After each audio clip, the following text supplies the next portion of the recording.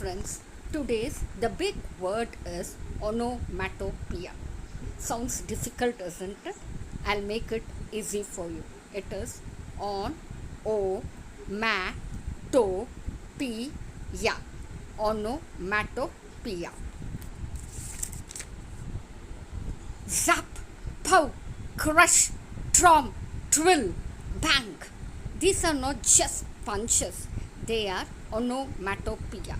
Onomatopoeia is a word that describes the sound it represents. It's a word that describes the sound it represents. The cat meows, the dog woof, the bee buzz, the duck quack, the snake hiss.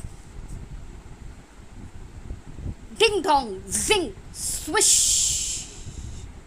Ding dong, pop, swish, whoosh. If you like learning with sounds, don't forget to like, share and subscribe.